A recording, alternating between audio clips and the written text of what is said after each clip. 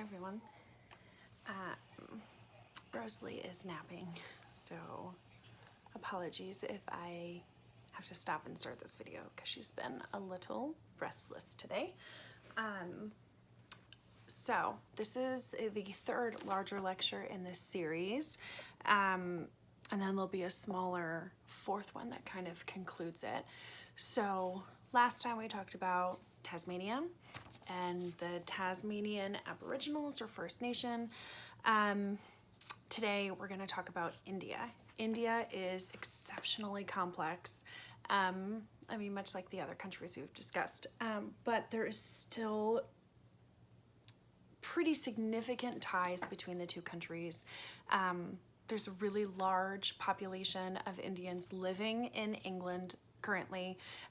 It's actually interesting that anytime you go to a pub in England or Ireland or even parts of Scotland, that there's often a curry on the menu, which is, I always find fascinating, that is how immersed in British culture Indian cuisine has become, that it's served at a pub, which is a very typical and essential part of British life.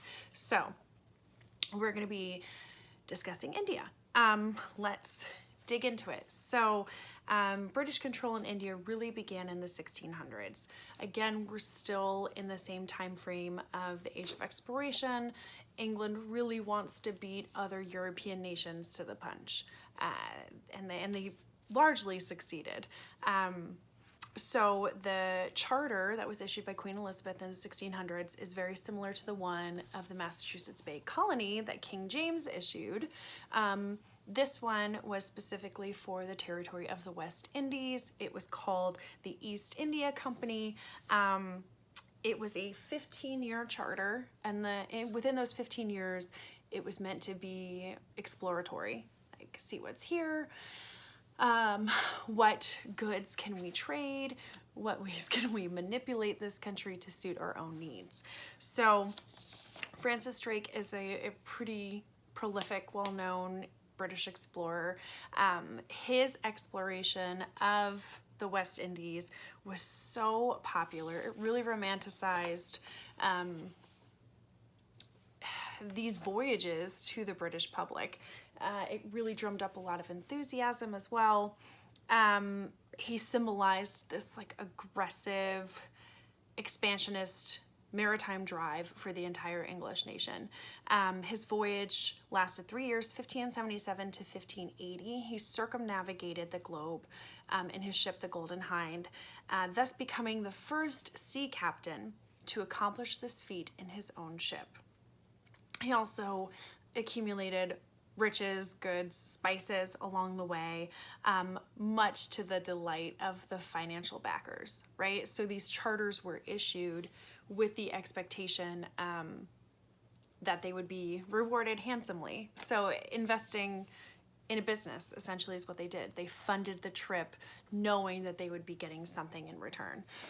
So this really encouraged other folks to also jump on this bandwagon, so to speak. So his wealth was, besides being sent to his backers and himself, was reinvested into the East India Company. It basically was a way to continue gaining spices from the Asian continent, from the West Indies. Spices were a huge commodity. They were exceptionally wealthy. We can see in American history that sugar and tea were big parts of how we operated, and big parts of those were imperative to these big moments in the revolution or leading up to the revolution. So we're going to continue. Basically, they kind of beat everybody to the punch. Their other main competitor was the Dutch. As we saw with the Pequots in North America, the Dutch had established fur trading routes.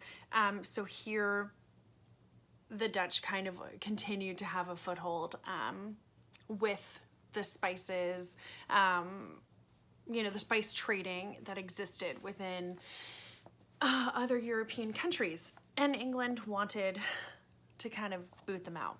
obviously, and kind of establish a monopoly, which they successfully did. So one of the key factors in how they were able to establish their footholds in certain countries is basically indentured servitude. So it was folks who were either down on their luck, who were kind of forcibly conscripted into this, or it was folks who signed up, right? You're almost like a pawn shop kind of deal. I'm going to enlist, provide my service for you, and in exchange, you know, within a certain number of years, I'm going to get land, or my debts will be paid, etc. So the main crux of the explorers and the folks who started to establish these colonies in India were indentured servants.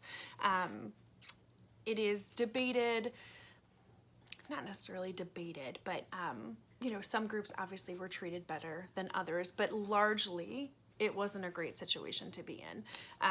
You weren't in a good spot if you were signing up to be one of their labor supplies, basically. So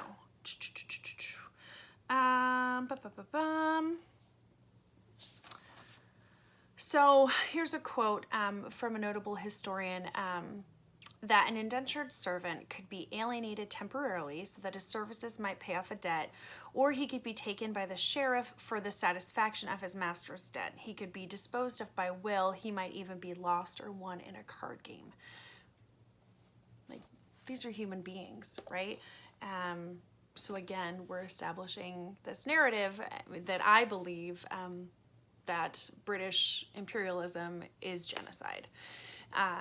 You are treating others, even their fellow countrymen, as subhuman, which is just horrific.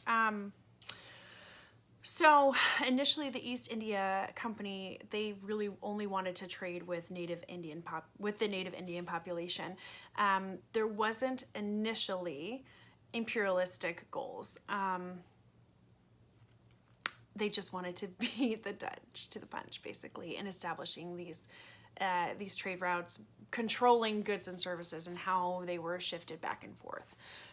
But upon landing in India, and part of that charter was the 15 years, they started to realize that there was a lot more there than what they had originally anticipated, hence the desire to colonize, which is, it's British policy, right? It's like this search and destroy kind of method. I'm gonna pause here real quick and I'll be right back.